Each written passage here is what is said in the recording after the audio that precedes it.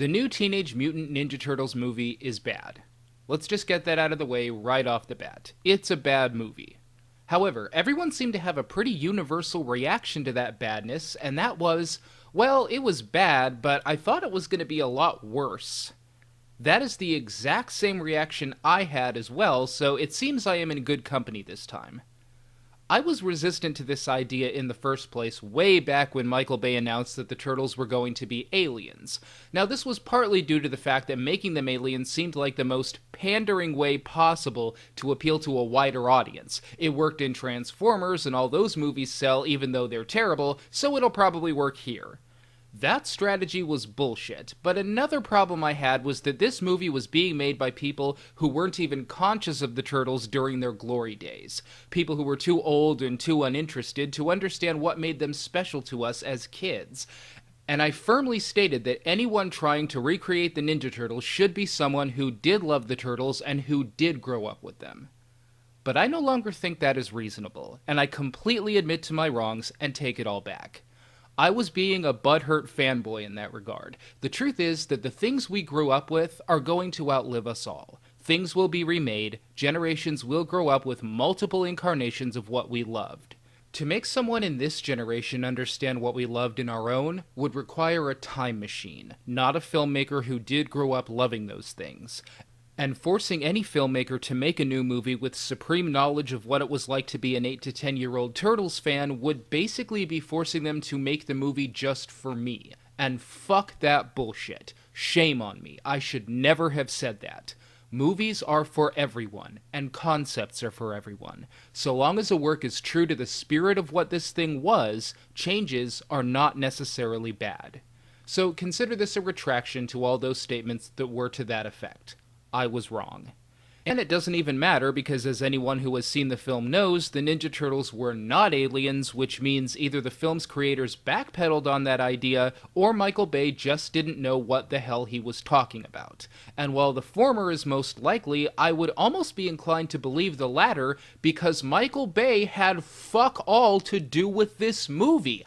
I don't even know why he was even talking about it. He was one of 6 producers on this project. That's it. He didn't write or direct this.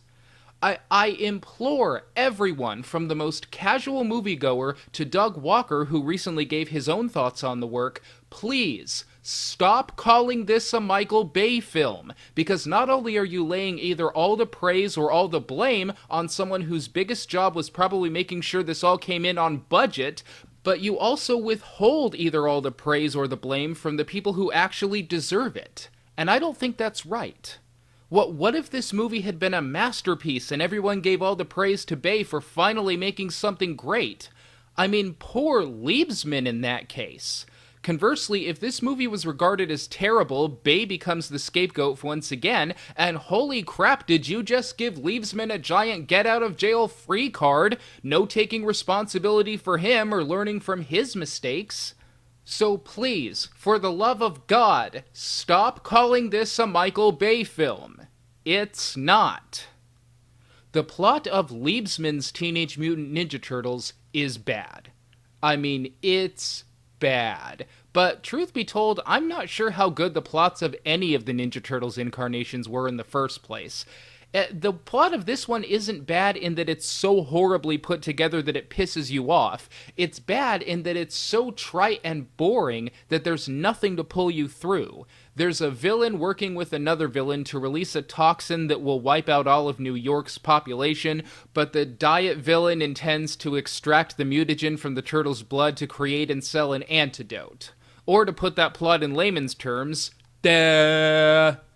Okay, the plot is really stupid, but again, no more so than any of the other movies that I've seen. Honestly, I don't expect a film about 4 mutant turtles and a rat to be some kind of cinematic masterpiece. That's too high a standard to hold a concept like this, too. What I look for in something like this is effort put forth in the right places, so that you're at least having something to hold on to as you're watching all of this silliness. For me, that is what the first Ninja Turtles movie did. The story of that film read like someone went diarrhea on the pavement and scrawled out drunken nonsense in it with their finger, but it was balanced out by the fact that the character interactions and dynamics were actually very well done. The film got strangely emotional at times, especially with the characters Raphael and Splinter. These two accounted for the substance. This was really Raphael's story as he struggled to find balance with his anger, and Splinter always had words of wisdom for him, which he took to heart as soon as he calmed down. Again, not Shakespeare, but the characters and their personalities worked well. Not quite so here. While I can safely say that the Turtles' personalities were one of the things I didn't take issue with, they were almost never used for anything. They take up screen time by expounding plot exposition, but it rarely has any real character moments. You really just have character archetypes. For example, take Donatello. Now, Donatello was my favorite turtle when I was a kid, and he was my favorite turtle here too. Honestly, I loved him. But I just wish that they had given me half a second to get to know him before moving on to something else. They establish him as being the nerd character, but they never really delve into his character beyond just that. And the same goes for the rest of the Turtles. We do get a very clear sense of their personalities, and that's good, but nothing that lets us spend any quality time with them. They try their best to thread a theme of family through this terrible plot, and that's one thing I have to give them credit for. They really did try in that regard. Splinter saw how much April's family loved one another, and that inspired him to try to love the Turtles as his own sons as well. Great. I mean, at least they're making an effort. But it just felt hollow because we didn't have a second and a half to regard the Turtles and Splinter as family before they ramp up the action again and move on to something else. The film is simply unbalanced. There were changes made, to be sure, but nothing to a make them aliens extent. Some of the changes I didn't mind, and some of them I did. Making the Turtles April O'Neil's pets when she was a little girl was strange, but okay, that creates a stronger tie to her and to the rest of the characters. Fine. But then the fact that Splinter taught them ninjutsu because he happened across a book on the subject, the fact that he was self-taught and then taught the rest, doesn't that mean that they're all basically at the same skill level? Doesn't that make Splinter being their master a little hollow in light of that? Doesn't that remove the art of ninjutsu from the core of their characters and turn it into something that they just happened on by chance? Didn't like that at all. Michelangelo having a crush on April came off as weird for me because, he's a turtle. But over time, I actually grew to be rather charmed by it. Discovering a liking of girls is a big part of being a straight male teenager after all, so I didn't feel like it was completely out of place either, except for the part about him being a turtle. Still, it fit perfectly with Mike's personality, and I liked him a lot. Leonardo gets no character development and nothing to distinguish him outside from being the leader, but come on, that was even true of the cartoon series, so no harm, no foul. Raphael they got right, although he never has a moment to really shine. This created a problem in the end where he had a big long speech about how when he was hard on all the other turtles, it was because he believed in them and all, which left me scratching my head asking, when was he hard on them again? Donatello was pure awesome. But again, I really wish they had spent more time on him. I do with the rest too, but him especially. I really wish they would have allowed him to have a damn conversation with someone. I wish they would have explored how he became interested in science and engineering in the first place. How he feels he is different from the others because he's not as interested in fighting and whatnot as they are. Why he prefers the mental over the physical. But those character traits do come across in his personality, so there's always room for next time. But Splinter? This character they outright fucked up. I was so excited to see him when he was first introduced, until he starts beating up the Turtles. I'm not kidding, he beats up the Turtles for disobeying him, and when they refuse to tell him what they were up to, he tortures them. Okay, that's just hyperbole. What he was putting them through was benign and funny and silly, but it still came across like all this character does is be mercilessly cruel to the turtles. There was nothing wise about Splinter in this. There was nothing insightful about this character. That is what Splinter was all about, and that was one giant letdown for me in this film. The action in this film is just a mess. The only fight scene I liked was the one between Splinter and Shredder, because that was the only one where I could clearly tell who was who and who was doing what. And Splinter was a little badass in that scene. Here is the Shredder in the biggest, most ridiculous power armor suit you can possibly imagine, and old unarmored Splinter just casually takes him down. That was great. In fact, it was so awesome that I felt they should have gone a completely different way with the resolution. I thought Splinter should have won that fight.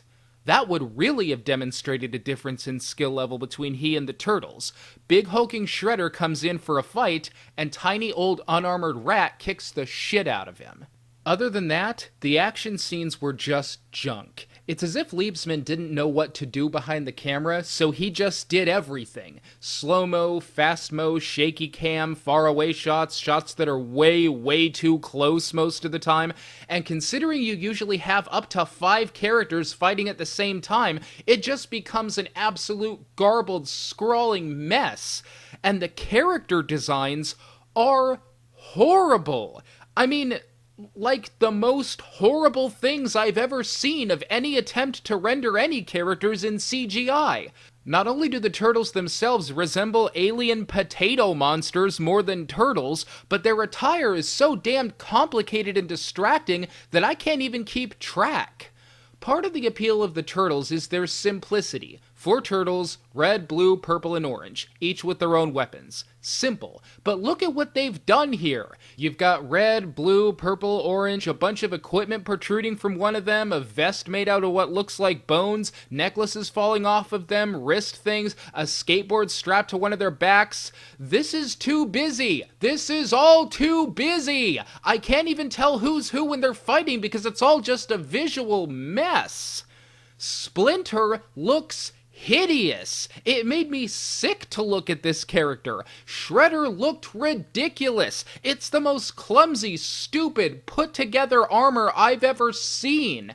When the armor was first introduced, it was supposed to be this big, momentous moment, and I swear, the people in the theater I was in were laughing at him. What were they thinking? So in a rare moment for me, I was actually put off more by the production aspect of this film than any of the story or character aspects.